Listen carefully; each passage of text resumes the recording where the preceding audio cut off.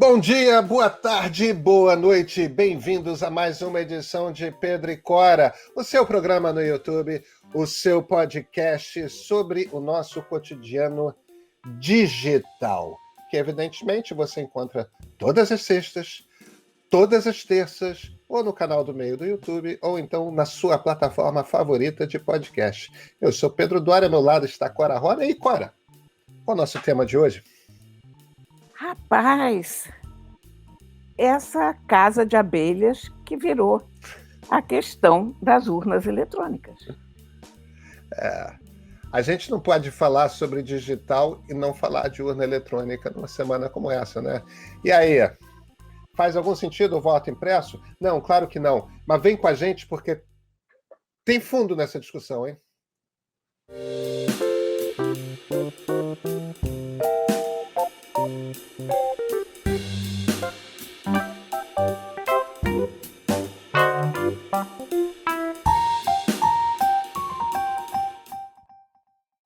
Cora Rona, estamos numa situação que me parece.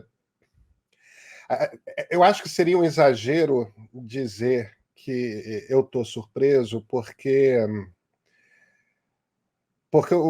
o estado de estar surpreso é um estado permanente no governo Jair Bolsonaro, né, Cora? Então, talvez a gente já devesse esperar por tudo. Mas ontem o presidente do Supremo Tribunal, o ministro Luiz Fux, fez um discurso que não tem precedente claro na história.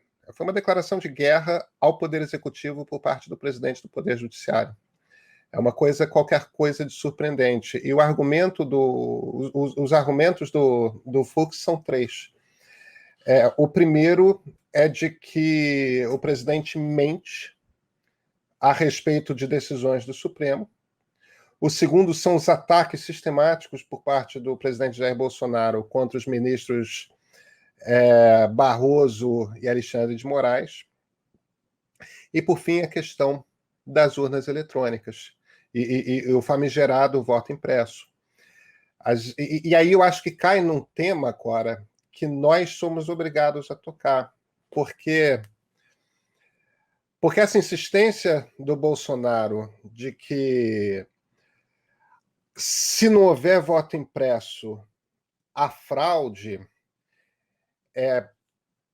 primeiro, muito possivelmente, nem o Bolsonaro acredita nisso, mas ele está tentando essencialmente fazer o jogo do Donald Trump, que é espalhar a incerteza a respeito do voto para, em perdendo a eleição, que é o cenário mais provável, poder dizer que a eleição foi fraudada. Agora, a gente vota eletronicamente faz 25 anos, é um quarto de século.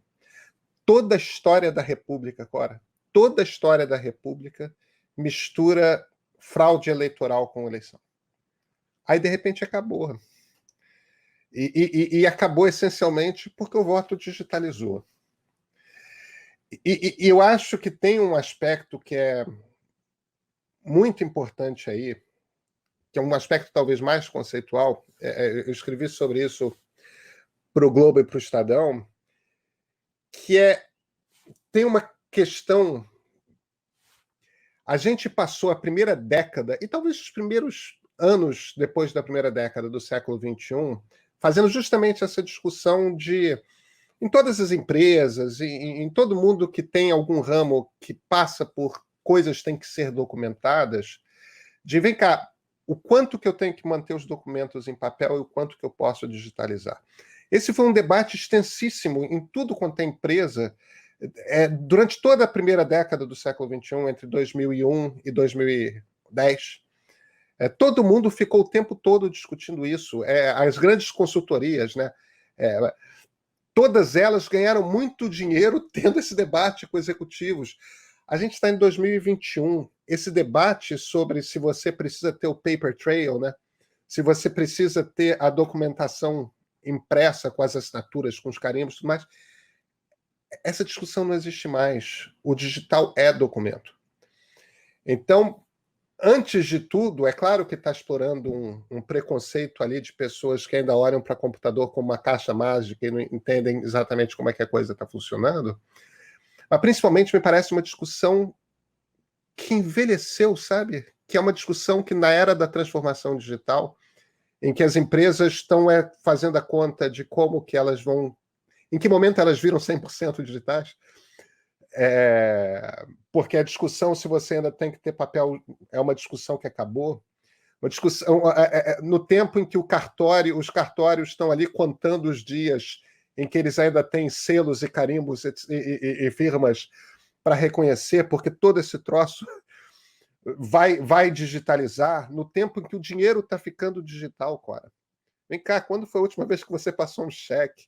Quando foi a última vez que você pegou um extrato bancário e arquivou todos os extratos de papel e tudo mais? Sabe? Eu Olha, acho que tá ficando velho. eu não me lembro nem quando foi a última vez que eu peguei uma nota de dinheiro em papel. O que a gente está querendo agora é o cheque, a volta do cheque auditável. Cheque escrito auditável. Acaba o Pix, né? Chega de Pix, vamos todos voltar aos talões de cheque. Essa discussão é bizantina, é de profunda má-fé e tem um componente de vira-latice horroroso, porque, de fato, em muita coisa o Brasil se adiantou muito tecnologicamente. A questão bancária, por exemplo, nós ficamos anos à frente dos Estados Unidos. Acho que até ainda estamos. Os Estados Unidos têm 41 mil bancos e só agora, por causa da pandemia, que muitos deles começaram a ter presenças online importantes e a ter aplicativos para os seus usuários e tal. Por quê? Porque nós tínhamos uma inflação absolutamente ensandecida, então o Brasil se viu forçado a evoluir a toque de caixa nessa área. As urnas eletrônicas, eu acho que vieram um pouco nessa mesma leva de desenvolvimento. As nossas eleições eram tão malucas que, de repente, as pessoas começaram a trabalhar no desenvolvimento de um sistema. Aí, quando você diz que só o Gabão e Bangladesh têm urnas eletrônicas, então, como se isso fosse...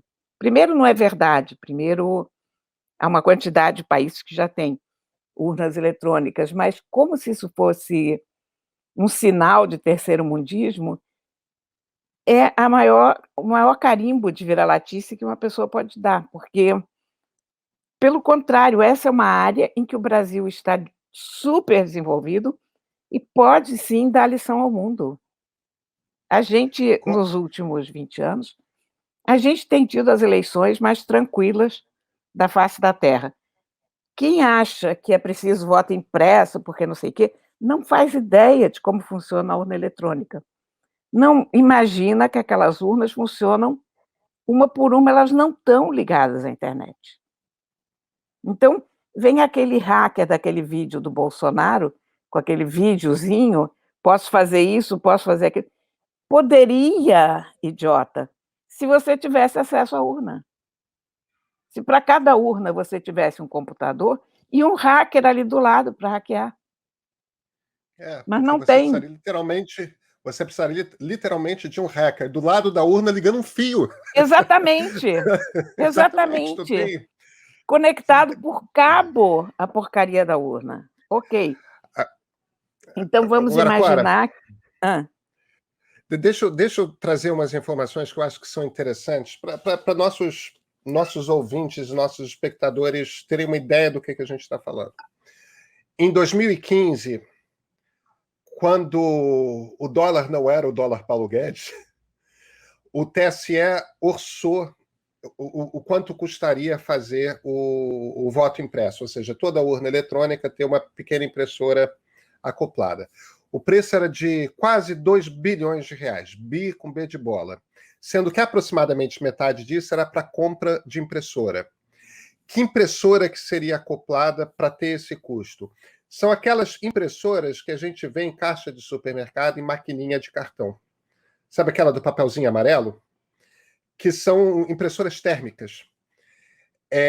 Porque se você fosse... E com essas impressoras, que são as impressoras mais baratas que tem, custaria R$ 1 bilhão só as impressoras, sem falar de todos os outros custos que seriam necessários junto com... Você teria que comprar urnas, porque o papel tem que cair numa urna, você teria que fazer uma cápsula de plástico transparente para a pessoa ver o voto antes de o voto picotar e cair dentro da urna, tem que ter um seguro, tem que, enfim. Então é R$ 1 bilhão de impressora, isso em 2015, naquele dólar de 2015. Então, R$ 2 bilhões no total, metade disso nas impressoras. Pois bem, qual é o problema dessa impressora?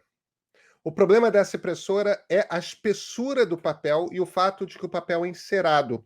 Ele tem que ser encerado por conta do tipo de tecnologia que se usa, porque é uma impressora térmica que essencialmente queima a cera que está em cima do papel e é assim que ele faz a impressão. Pois bem, a maior fragilidade desse tipo de papel é a umidade. Nós vivemos num país tropical. E a época úmida começa em outubro. Ou seja, a gente está falando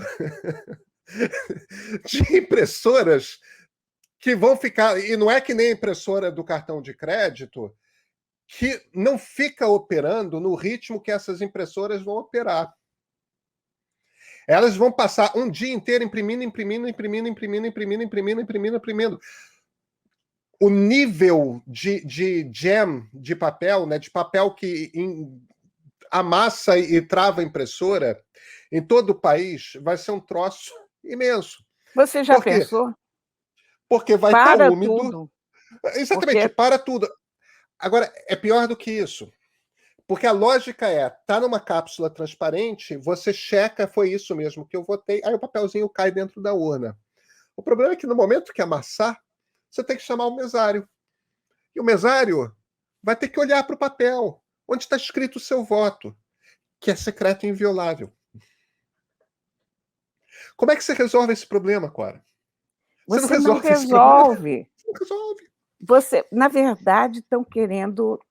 O que o Bolsonaro quer é tumultuar. Então, ele inventou essa quimera de que a urna eletrônica não é auditável. Vamos partir do princípio de que, ok, a urna eletrônica não é auditável. Então, o que te faz crer que aquela urna eletrônica que não é auditável auditaria direito os papéis? Imprimiria direito os papéis? Se você não confia naquele sistema, você não confia naquele sistema nem impresso, nem não impresso, nem nada. Quer dizer, o que adianta? Depois, nós ainda temos um índice considerável de analfabetos, de gente que não está acostumada com máquina, de gente, olha, eu vou te dizer uma coisa simplíssima, que sofre da vista, como eu.